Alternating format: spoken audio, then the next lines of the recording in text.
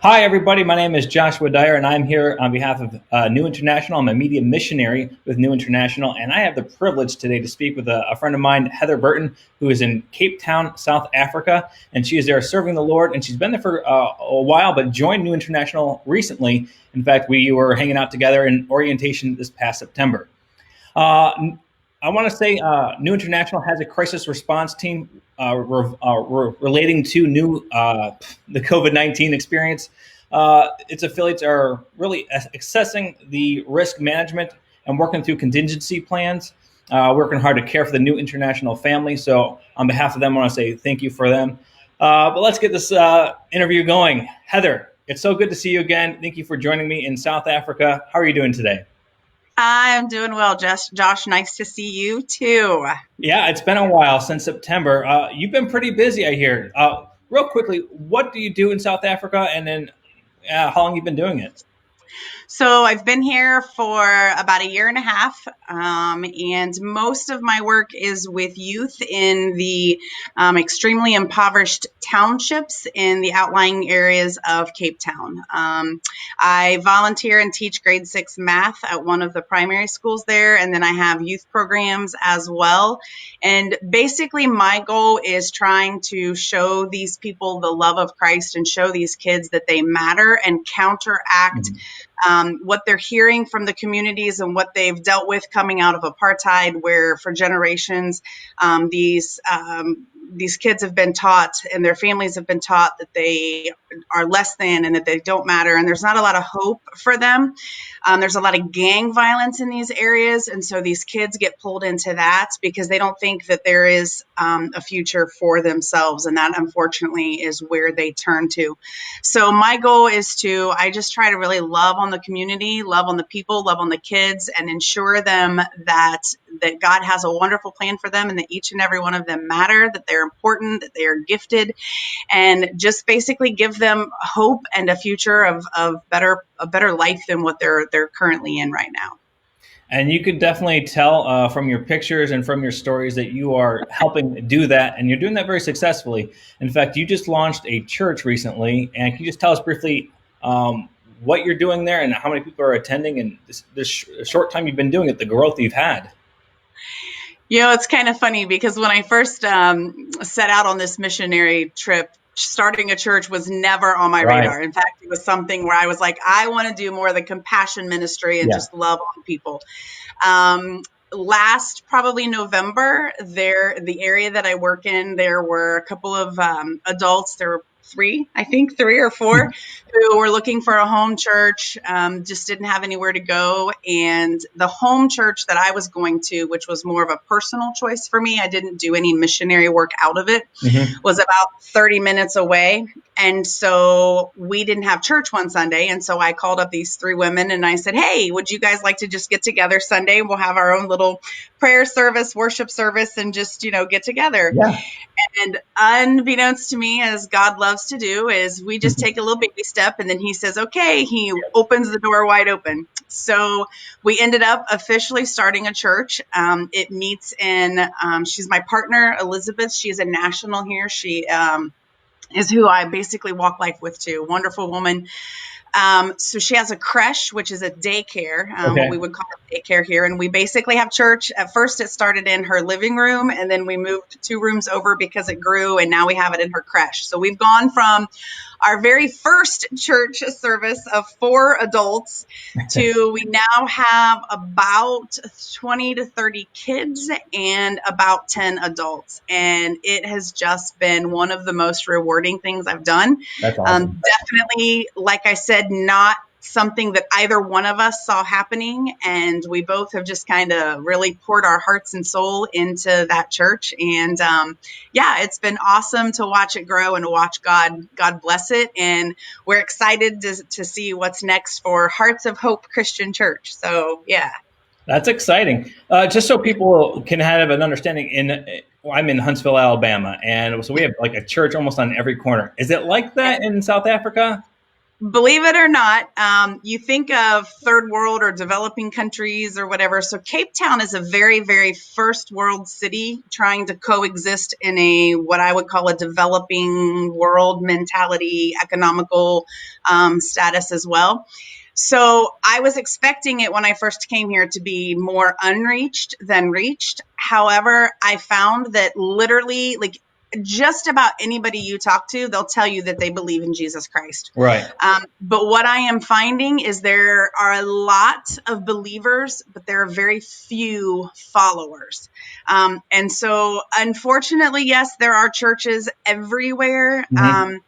The biggest thing that we I don't want to say battle, but we kind of struggle with is they have a biblical Christianity faith, but they have added their traditional faith of praying to their ancestors, and Okay. their ancestors speak to them in dreams, and their ancestors guide them. Yeah. And so they believe the Bible, but they also carry over this other belief. And so that's kind of where the struggle is you have to be careful on how you break that.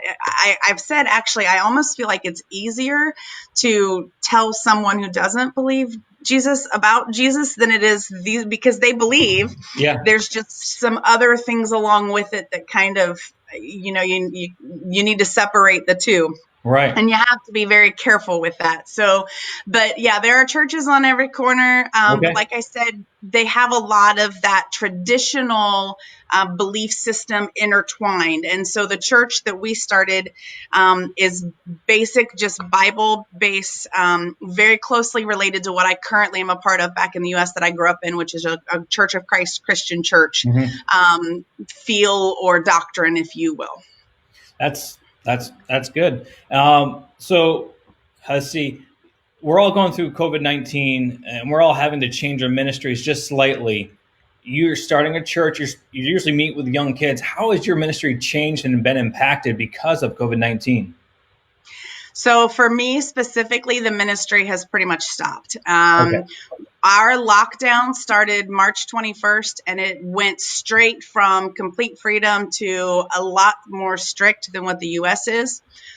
From day one, we are not allowed to leave our properties except for go Wow. to the grocery or Okay. a doctor, and only one family member can go. And so, like, you can't go walk for a park. There's no exercising. There's no food delivery. There's no going to a restaurant and ordering takeout. If you want to eat it, you're Wow. going to have to figure out how to cook it. So a little side note is thank you so much to my mother for teaching me how to cook, because I know there are a lot of Americans who, if you were at the extreme that I am, you'd be starving, because there are so many people who were never taught or learned how to cook. So it was extremely strict for us. Now, also the other thing is I live in what I would consider a very first world typical subdivision. Predominantly white is where I am. I work in a Black Xhosa tribal. The tribe is mostly Xhosa people. Okay. Community or township. And from the conversations I've been having with Elizabeth over the phone, it's really sad because they're not adhering to the rules. You know, when you have shanties and shacks on top of each other, and you have, 3 or 4 people, 5 people living in a one-room shack that is right beside another shack, which is right beside, it's very difficult to do the social distancing. It's Yeah. very difficult to keep 5 people in a one room shack I guess for, so. over a month and a half. The hygiene, they're not wearing masks. The kids are all out playing in the street. So for me, the ministry, it's not even safe for me to go there.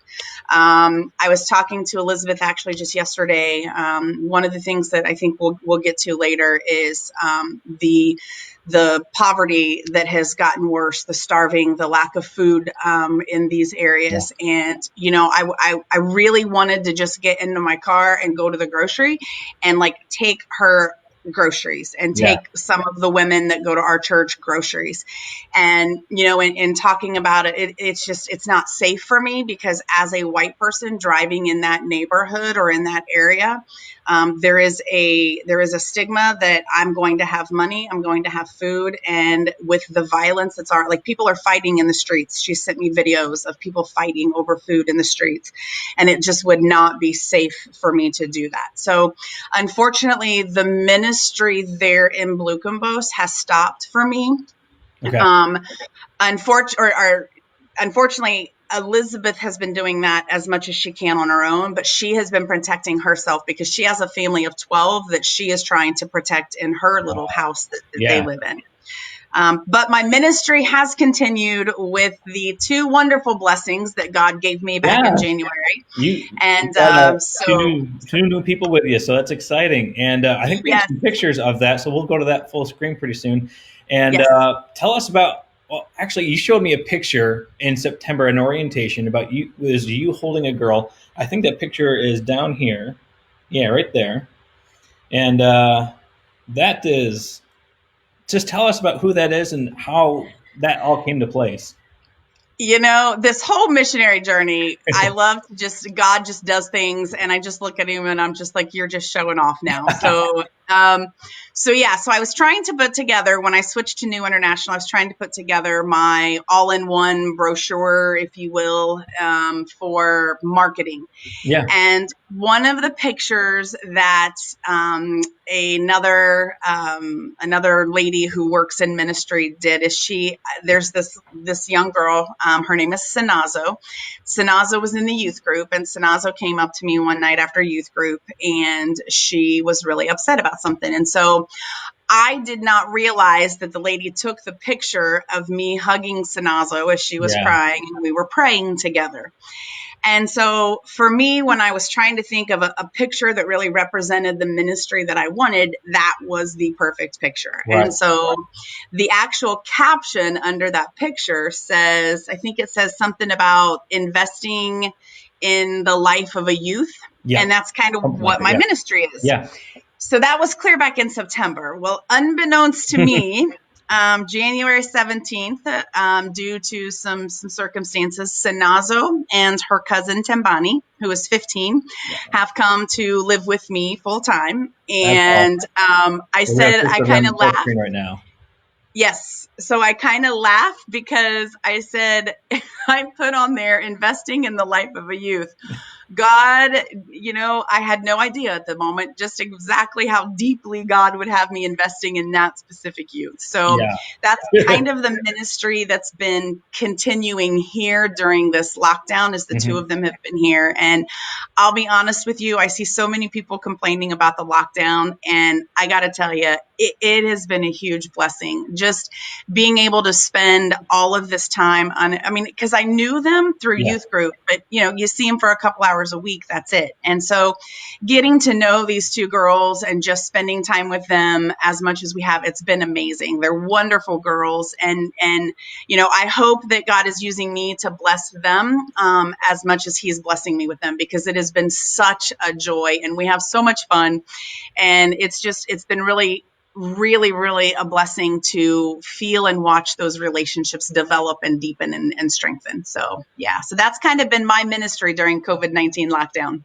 Well, it's great to hear. And I want to thank you for going to South Africa, for answering that call. I mean, you left quite a job to do this, and I love your story. I don't think we covered it yet. Do you have a quick 2-3 minute how you were called in? Because I find it fascinating, because not everyone's willing to risk it all, and you did. And I just love your enthusiasm and your calling. So I don't know. Do you have time for that? Absolutely. So I'll try 3 minutes, though. I'm going to talk really fast. So I am currently 47. So when I was 42, turning 43, I was really struggling in my faith with my bitterness and anger towards God, because I was still single with no children, and that's not where I thought I would be. And so I started to have a lot of struggle. And I finally, and especially as a single woman, there's a lot of things that you just don't do by yourself. And I've always loved to travel, but who goes on vacations by themselves as a single female? So In the wisdom of my 28-year-old nephew at the time, he told me, he said, Aunt Hetty, I see you struggling. You're not yourself anymore. And you just need to make a decision, and you just need to live your life, and you've got to go move on. So before I could change my mind, I'd always wanted to travel, and I'd always wanted to go to Paris, which is so strange because I went home, and that weekend I booked a round trip ticket to Paris, France for 3 weeks. And as my mother always said, I was the child who, when I went, I always went big. So Yeah. I went over there, and during the second week, on a beach in the west coast of France, I had what I call my Jacob moment. And Okay. that is where I really wrestled with God. And I sat on a beach. It was me completely by myself because it was in the middle of nowhere. And I read a lot of Psalms. I sang songs. I cried. I screamed. And it sounds really weird, but for believers, they will understand this. As the waves went out, I literally physically took my arms up and I gave God my dream. And I said, here's my dream. Here's my dream of having children. Here's my dream of having a family. You promise me that you have something for me. I know that. Will you please show me what it is? And honestly, I heard him say to me, Heather, I don't have one. I have a whole village. And I had no idea what that meant at the time. God just kept working through me that whole next week and a half. And I came home, and I was a software engineer at a pharmaceutical company. I'd been with them for 19 years.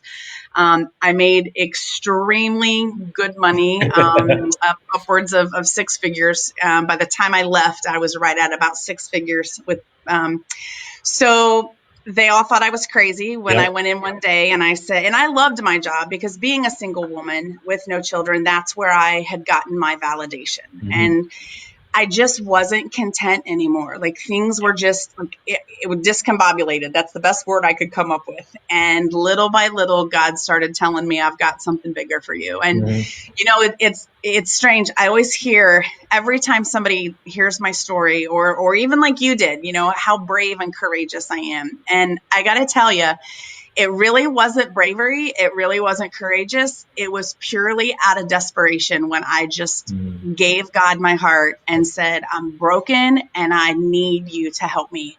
All I had to do was say yes. Yep. And I tell you, he has taken me on a journey that Ephesians 3:20 has become my verse. Now to him who is able to do immeasurably more than I could have ever imagined, well enough asked for. Praise God.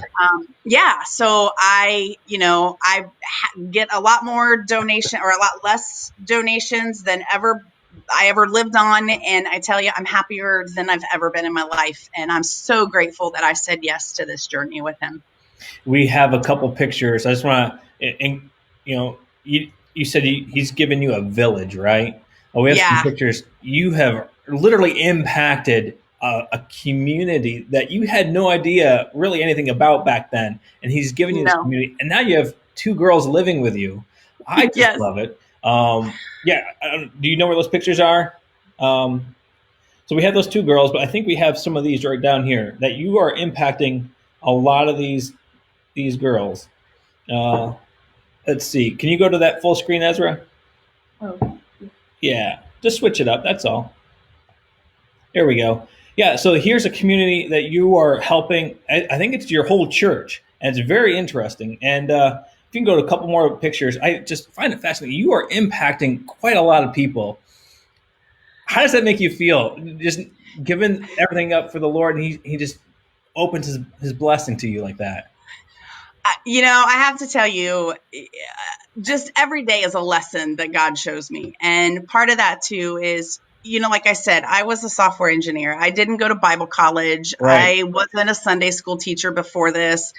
And I think of how God truly calls the craziest people that, like, everybody else is like, what? I look at the disciples that he called, and everybody was like, what are you going to do with these 12 men? And that's how I felt. And, there were a lot of even Christians who doubted that I could do this. And I can honestly tell you, the things that God is using me to do is amazing me, because I know I am not spiritually mature enough. I am not educated enough. I am not experienced enough. But the thing that I have, I was really hoping I was going to make it through this and not cry. Is I have a heart that is full of love to give. Mm-hmm. And You do. I love these kids and I love this community. This is a culture who is just so accepting, Mm-hmm. and they're very much like me. They hug, they laugh, they're loud, and so I fit in perfect. Elizabeth actually tells me that I'm Closa at heart with a white skin. So, but just it's truly God, Josh. Yeah. I just pray every day, God, let me get out of the way so that Yeah. you can work in me. And because I am as flawed as they come, and I just Mm-hmm. get up and every day I just try my best to let him guide me and use me as a tool, and to see just how God has used me to Mm-hmm. help these communities it's amazing to watch and be part of this journey. And speaking of helping the community around you, you mentioned earlier a great need for some people that are living in shanties that aren't able to get the groceries because they're surrounded in three, four people per house, and in a Yeah. community with just one room homes all over the place. And you would like to bless them in a special way. And we have your website coming up real quick that we can go to. Can you just talk a little bit about how you can give and how people can support you providing groceries for that group of people? Yeah, so I'm going to set the stage a little bit here. Yeah. First, I want to give the disclaimer. I realize that everywhere in the world, this is a global pandemic, Yeah. and that there are people being financially hurt a lot by this. I think of the U.S. obviously being an American, but I also live here now, and I see the circumstances. And I can tell you, if in my own opinion, yes, we have poverty in America, but Yeah. nothing like these people live here. And I've had several phone calls with Elizabeth, and I've gotten several messages. And these are people that I know. These are women that go to my church. These are personal friends of mine who have no food. Yeah. Most of the people that live in the townships, they have cash paying jobs. They truly live hand to mouth. There's no Mhm. bank account that they have a savings. And so when the lockdown came, they lost all of their income. There's no $1,200 coming in the mail to all the taxpayers. There's no government assistance. It's just not there. The Right. community that I work in, when I was talking to Elizabeth, how it's operating right now is, so public transportation is really the only way these people can get around. There is and this is a total estimate that Elizabeth and I came up with, so this may be way off, but in that community alone, there's probably 400,000 to 500,000 people. Wow. And That's a lot of now people. this is a community where they take taxis. And when I say taxis, it's more like a passenger van. Sure. And the lockdown stipulations are it runs from 5 to 10 a.m. and from 4 to 8 p.m. And you're only allowed 10 people per taxi. And the queues, the lines, they call them queues here, the lines are hours and hours and hours long. So you could even Wow. go and get in the line and not make it in the 5 hours that you're standing there. So these people, even if they had money, can't get to the grocery. And they do have little, like, they call them tuck shops here, but they're like convenience stores. Hmm. They only have dry goods. So there's no meat, there's no fresh vegetables, there's nothing fresh for these people to eat. Wow. And again, that's just for the people that can afford the food and Hmm. afford the transportation to get to the groceries. Right. So for me specifically, the children in the congregation of the church that I am supporting, these people are starving. Yeah. And so I have been able to get cash out, and I meet Elizabeth at a mall where a grocery store is, and I give her cash. She is able to get there. The one neighbor has a car, and so I give her cash, and then she goes and she is trying to get food to as much of the people as she can. Hmm. Um, my need would be, I just really want to bless these people, as Right. many people in this community as I can, with as much food as I can do that. So I am, I know in America we are so blessed, and I see how many of of people back there ordering out every single night for dinner, who are, ordering dine out or carry out, ordering Sure. delivery. And I guess, can skip one of those meals and give that money that you would be spending on that meal and try to cook something at home and give that money here to invest in people who truly have no food right now.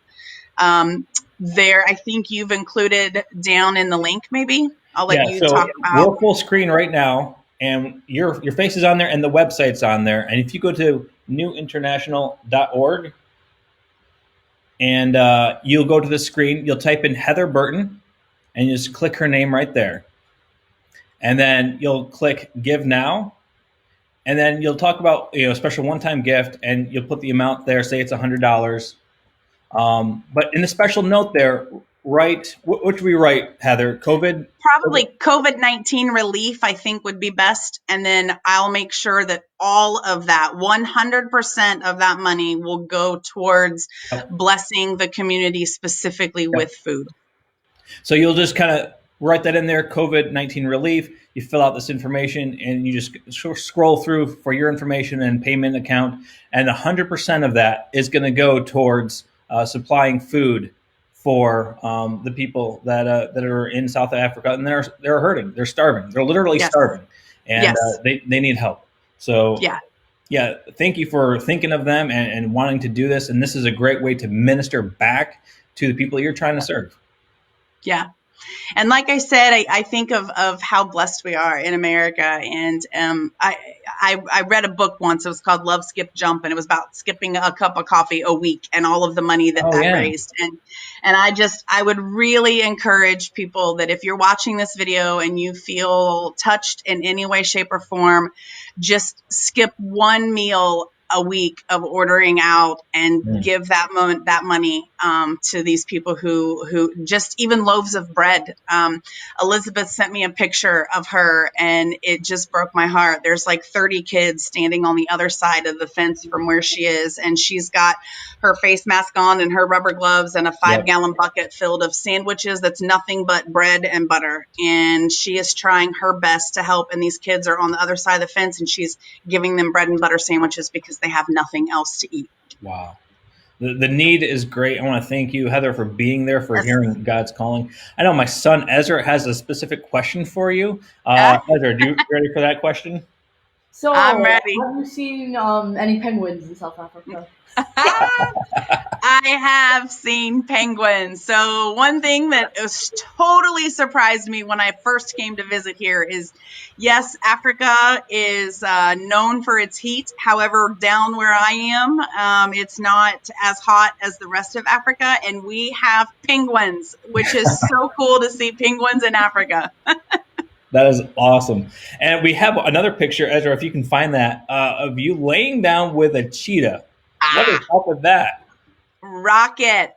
So Rocket is a cheetah who is at this kind of like I would call it a petting zoo of African animals. It's so cool. And I had someone when we were, my first visit, the people that I was staying with, they took us there to that game reserve. It's not really a game reserve. It's called Cornellscop. But anyhow, it's amazing. And they have this cheetah. And unbeknownst to me, unlike bears and lions and tigers, cheetahs are actually domesticatable. I had no idea until you showed me that picture. In the old Egyptian times, they had them as pets. And now you have to domesticate them as cubs and then as they grow. Sure. But this is Rocket, and he is the sweetest thing. And he just purrs. He purrs and he rubs up against you just like a cat, just like a domestic cat. And he rolls. And so Rocket is, I really wish I could have a Rocket because he is adorable. Well, that's great. Hey, we got a lot of people saying hello to you. We got Catherine Mogg, we've got Angela Duncan, we've got Sharon Brady and others. So they're just saying hi to you live on Facebook. Hey, everybody. Thanks for watching. And if anyone wants to get know more information about you and your ministry, what's the best place for them to go? Is it email? Is that a good place to start? Yep, you can start an email, or you can always reach out to me on Facebook. For those of you that are watching this on Facebook, you can always message me on Facebook or email, either one. Okay, great. It's been awesome, Heather. Any last words that you would like to share with us? I love talking to you. You're so much fun hanging out with in September in orientation. Any last words you'd like to share with us? Just, I just, everybody know I'm praying for this, and it's a global pandemic. And I think my message, honestly, because I know there's a lot of Americans that are watching, is you are truly blessed. And I see a lot of complaining on Facebook, and I just want to really encourage you to count your blessings and just be very appreciative of what a great country we do live in. So, or I guess you live in. So, but I thank all of you for watching and taking the time, and just, may God bless all of you, keep you safe, and thanks so much for at least being interested enough to watch what's going on in this crazy journey that God has me on. That's great. Thank you, Heather. Once again, I want to just, on behalf of New International, just be thankful that you took the call, that you answered the call, and now you are serving in South Africa. I want to thank all of our other missionaries that are out there as well, serving all over the world to proclaim the gospel and make disciples globally. It's a great calling. It's an honorable calling, and we're so grateful for that. And also want to mention our good friend, our missionary friend, Crystal Hayner, is in surgery today. So if you could pray for her today, that would be huge. We're all a little bit worried about her. We're all concerned. Again, her name is Crystal Hayner. Please pray for her. We love her dearly. And thank you again for watching. We'll be back next week with another interview. So talk to you then. Bye. Thanks, Josh. Take care.